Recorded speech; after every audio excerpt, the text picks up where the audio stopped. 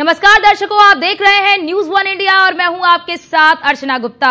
UP की कमान संभालने के बाद योगी आदित्यनाथ ने प्रदेश को अपराध मुक्त बनाने का प्रण ले लिया और उस प्रण को परिणाम में बदलने के लिए यूपी पुलिस के हाथ मजबूत कर दिए और परिणाम सामने आया। इन 7 सालों में अब तक 207 अपराधियों को यूपी पुलिस ने एनकाउंटर में ढेर कर दिया है। लेकिन इन दिनों एक एनकाउंटर ने यूपी की सियासत को गर्म कर दिया है। वो है लूट के अपराधी मंगेश यादव का एनकाउंटर। इसने सुल्तानपुर के एक सर्राफा कारोबारी के यहां करोड़ों की लूट की वारदात को अंजाम दिया, जिसे पकड़ने के लिए 1 लाख रुपए का इनाम भी घोषित कर दिया गया था और यूपी एसटीएफ ने एनकाउंटर में इस अपराधी को ढेर कर दिया। जिसके बाद इस एनकाउंटर को सियासी रंग देने के लिए राजनीतिक पार्टियों की ओर से बयानों की बौछार की जाने लगी और सबसे पहले अखिलेश यादव ने इस एनकाउंटर को जाति का रंग देते हुए अपनी सियासी रोटी सेकना शुरू कर दिया और एनकाउंटर को जाति से जोड़ दिया। जब अखिलेश यादव कूदे तो राहुल गांधी भी पीछे कहां रहने वाले। उन्होंने भी आरोपों की झड़ियां लगा दी और कहा कि बीजेपी सरकार रूल ऑफ लॉ को नहीं मानती और यूपी एसटीएफ का इस्तेमाल आपराधिक गिरोह की तरह किया जा रहा है। सरकार पर सवाल उठते ही सीएम योगी आदित्यनाथ ने भी जमकर हमला बोला और कहा कि डकैतों के मारे जाने पर सपा को दर्द होता है। बड़ा सवाल यहां पर यह कि क्या यूपी उपचुनाव में विपक्ष की मंगेश यादव के एनकाउंटर को मुद्दा बनाने की मंशा है? क्या इसे यूपी के उपचुनाव में विपक्ष मुद्दे के रूप में भुनाने की कोशिश कर रहा है? आज इसी मुद्दे पर चर्चा भी करेंगे। हमारे साथ एक खास गेस्ट पैनल भी हमारे साथ जुड़ेगा। हमारे साथ शमशी आजाद नेता बीजेपी के जुड़ चुके हैं, डीपी यादव जी हमारे साथ जुड़ चुके हैं, सर्वेश पाठक पॉलिटिकल एक्सपर्ट के तौर पर हमारे साथ जुड़ चुके हैं और वर्षा शाही हमारे साथ हमारी संवाददाता जुड़ चुकी है। आप सभी का बहुत स्वागत है। लेकिन शमशी जी, पहले आपसे शुरुआत करूंगी। सुनील जी साफ तौर पर ये कह रहे हैं कि न्याय नाम की कोई चीज है या नहीं है, अदालत नाम की कोई चीज है या नहीं है, यह सब कुछ सरकार ही कर देंगे।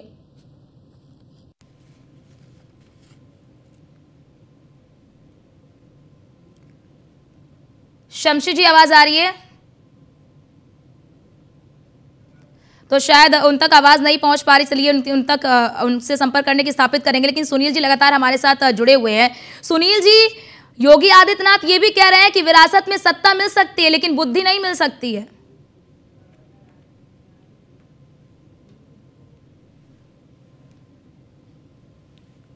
सुनील जी, आवाज आ रही है क्या आपको? तो चलिए, शायद उन तक भी आवाज नहीं पहुंच पा रही है। वर्षा हमारी संवाददाता हमारे साथ लगातार जुड़ी हुई है। वर्षा, जिस तरह से बयानों के तीर चल रहे हैं, वार पलटवार हो रहा है, जिससे साफ तौर पर नजर आ रहा है कि विपक्ष इसे उपचुनाव में मुद्दा बनाना चाह रही है, लेकिन मुख्यमंत्री योगी आदित्यनाथ बिल्कुल तीखे तेवर में नजर आ रहे हैं।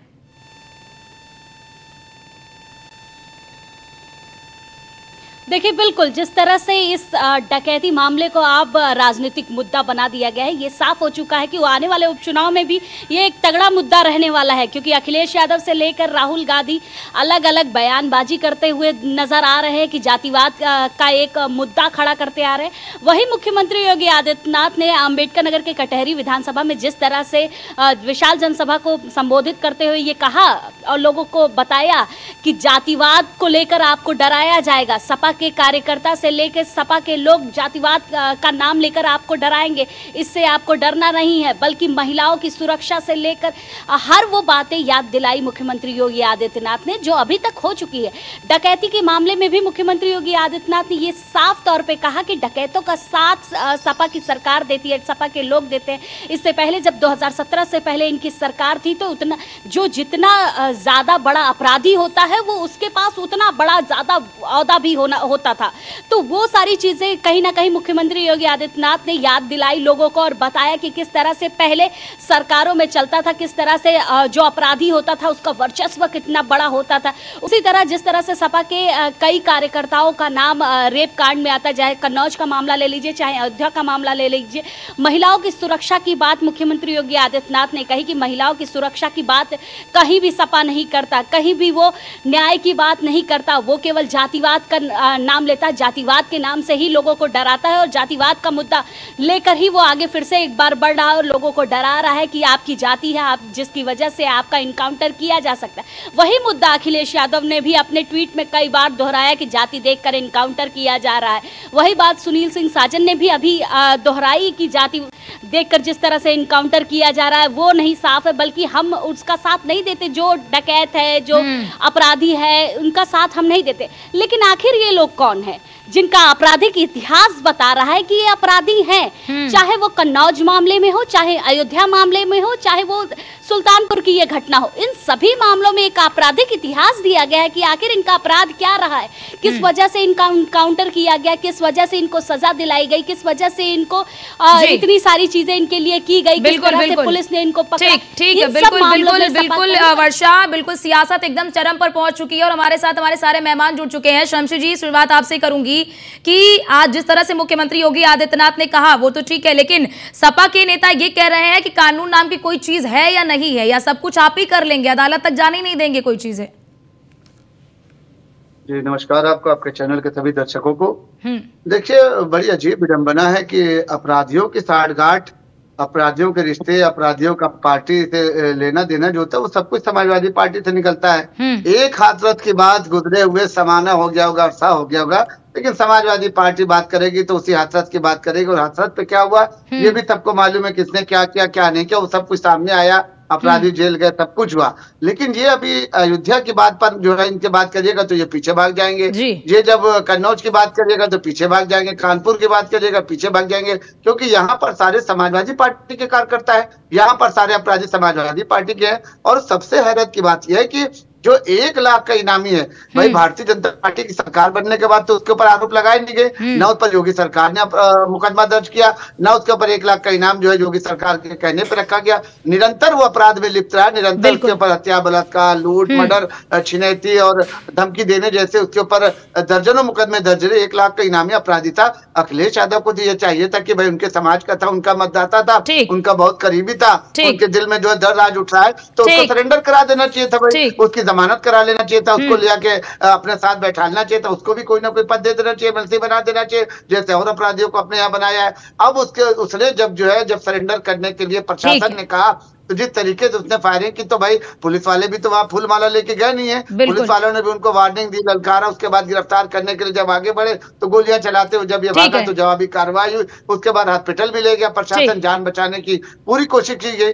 लेकिन यही बात है कि जब समाजवादी पार्टी से किसी अपराधी का तार जुड़ता हुआ दिखता है तो अखिलेश यादव के सीने पर सांप लौटने लगता है, अखिलेश यादव जो है पर बवाल करने लगते हैं और ये कहते हैं कि अपराधियों की कोई जात नहीं होती। लेकिन आज यही अपराधियों की जात बता रहे हैं, कहीं जो है मोइन खान की जात बता रहे हैं, बिल्कुल ठीक है, जो है पवन यादव की जात बता, ठीक शमशी जी, ठीक शमशी जी। डीपी यादव जी, मुख्यमंत्री योगी आदित्यनाथ कह रहे हैं कि जब डकैतों को गोली लगती है, डकैत मरते हैं तो आप लोगों को दर्द ज्यादा होता है, सपा को ज्यादा दर्द होता है। जाहिर सी बात है वो अपराधी था, उसके ऊपर 7 मुकदमे दर्ज थे, डकैती की वारदात को उसने अंजाम दिया था, तो पुलिस तो फूलमाला लेकर जाएगी नहीं, स्वागत तो करेगी नहीं वहां पर उसका।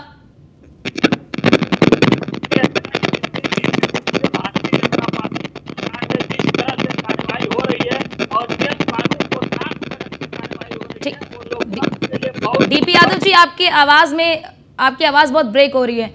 ठीक है, आपके पास लौटते हैं, थोड़ी आपकी आवाज में दिक्कत है, आपकी आवाज को ठीक कराते फिर आपके पास लौटते हैं। सर्वेश पाठक भी हमारे साथ लगातार बने हुए पॉलिटिकल एक्सपर्ट के तौर पर। सर्वेश जी, जिस तरह से अब इस पूरे मुद्दे को उठाया जा रहा है, एक तरफ अखिलेश यादव इसे जाति से जोड़कर देख रहे हैं, तो वहीं राहुल गांधी कह रहे हैं कि बीजेपी रूल ऑफ लॉ को नहीं मानती है, रूल ऑफ में विश्वास नहीं करती है, एसटीएफ को आपराधिक शाखा की तरह इस्तेमाल कर रही है। क्या आपको लगता है कि एक बार फिर से वो जाति का कार्ड जो है खेलने की कोशिश यहां पर की जा रही है? अर्चना जी, सबसे पहले आपको बहुत बहुत धन्यवाद। आपके सभी दर्शकों को वंदे मातरम, भारत माता की जय। आपने सही कहा कि जाति का कार्ड, अगर ये दोनों पार्टी जाति का कार्ड नहीं खेलेंगे तो इनका अस्तित्व तो मिट जाएगा। समाजवादी पार्टी का तो जन का आधार ही रहा है, हिंदुओं को जाति में डिवाइड करो, मुस्लिम का वोट लो और अपना उल्लू सीधा करो। राहुल गांधी जो पहले मुस्लिम तुष्टिकरण करते थे, हिंदू उन्हें ऐसे ही वोट देते थे, अब वो देख रहे हैं कि हिंदू उनसे छिटक गए तो वो जातियों में डिवाइड कर रहे हैं। दोनों को पूछो कि आपकी जाति क्या है तो कहते हैं अपमान करना है। अगर भारत में राजनीति का अपराधीकरण और अपराधी का राजनीतिकरण रहा तो शुरुआती दौर में कांग्रेस ने किया, उसके बाद यूपी में अगर देखेंगे बड़े बड़े डकैतों को संरक्षण देना, ये करना, मुलायम सिंह यादव जब सरकार थी तो उनपे भी ये आरोप लगते थे। तो उनके ही बेटा है अखिलेश यादव जी, उन्हीं के पद चिन्हों पे चलेंगे। जिस तरह पिताजी ने रेपिस्ट को कहा था लड़का लड़कों से गलती हो जाती है, तो इन्होंने मांग कर दी कि भैया रेपिस्ट की डीएनए टेस्ट करवाओ, अगर वो सही हो तब आप उस पर कार्रवाई करो। तो ये जो कोई नई राजनीति नहीं कर रहे अखिलेश यादव, जो परंपरा से, जो कि कहते हैं ना विरासत में मिली हुई राजनीति है, उसी को लेके आगे बढ़ रहे हैं। ठीक है, ये कितना सम्मानजनक है। अगर जातिवाद की बात 10 सेकेंड और लेता हूँ, जब विकास दुबे मरा था, वो भी एक कुख्यात अपराधी था जिन्होंने पुलिस को पे गोलियां चला के मारा था, उसमें कितने पुलिस अधिकारी पड़े थे, तब पर भी अखिलेश यादव चिल्लाए थे। तो जितने भी अपराधी हो, जितने भी रेपिस्ट हो, अगर उस पे यूपी सरकार काम करती है तो अखिलेश यादव के ही पेट में बिल्कुल हर जगह जाति ढूंढना शुरू कर देते हैं, हर जगह। चाहे आपने बिल्कुल बिल्कुल सर्वेश जी, आपने 2-3 उदाहरण भी दिए, हर जगह ये जाति ढूंढना शुरू कर देते हैं। और एक कहावत भी कही जाती है कि अपराधी का कोई जाति नहीं होता है। फिर अखिलेश यादव को इसमें क्यों जाति ढूंढ रहे हैं? डीपी यादव जी भी हमारे साथ जुड़ चुके हैं। डीपी यादव जी, अपराधी की एक जाति समाजवादी, ठीक है, कहा जाएगा। ठीक है शमशी जी, डीपी यादव जी से मैं जवाब ले लेती हूं। ठीक है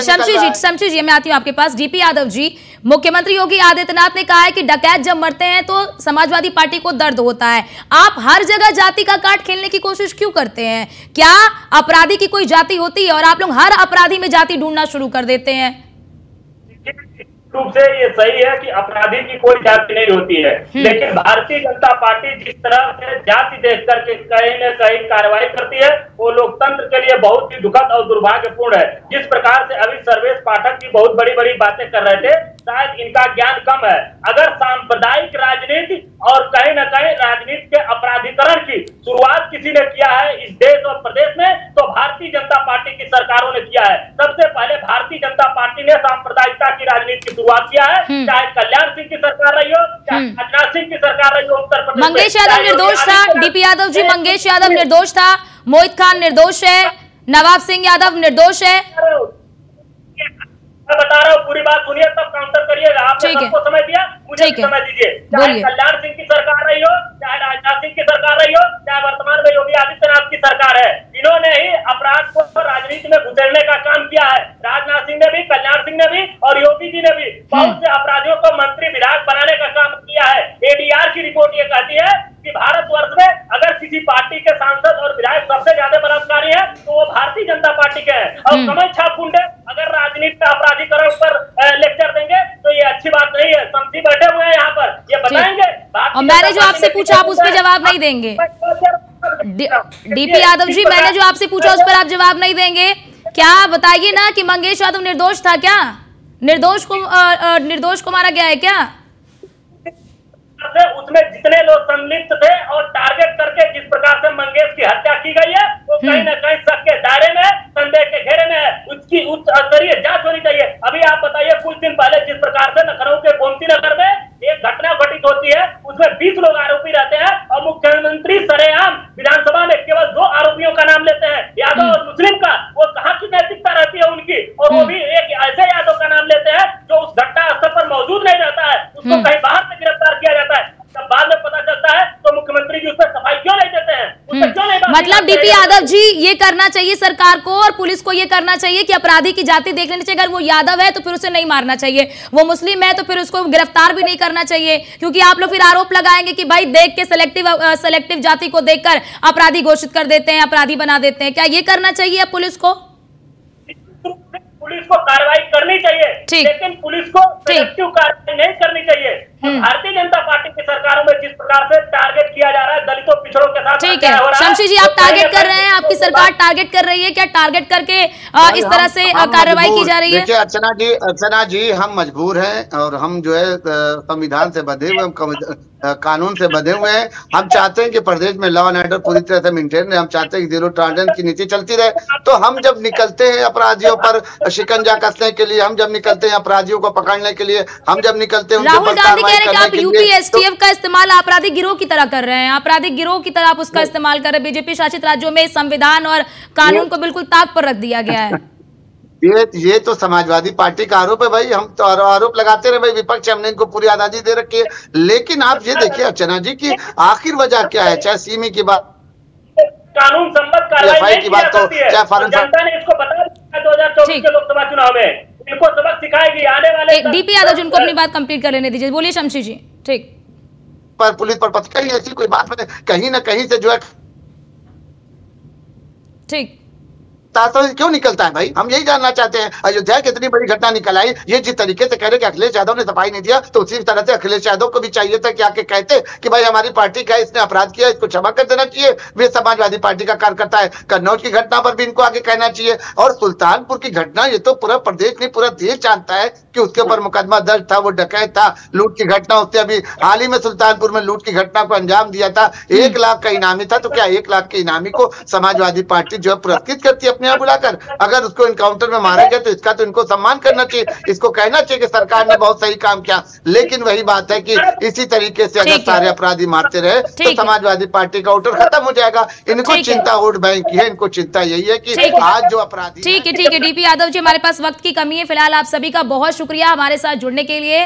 और क्योंकि देखिए लगातार राजनीति अब हो रही है और मुख्यमंत्री योगी आदित्यनाथ ने भी पलटवार किया है और साफ तौर पर कहा है कि डकैत जब मरते हैं तो सपा को ज्यादा दर्द होता है। फिलहाल देखने वाली यही बात होगी कि उपचुनाव में विपक्ष जो है उसे किस प्रकार से इसे मुद्दा बनाता है। फिलहाल के लिए इस खास चर्चा में इतना ही। बाकी देश से दुनिया की तमाम खबरों को देखने के लिए आप बने रहिए न्यूज़ 1 इंडिया के साथ। नमस्कार।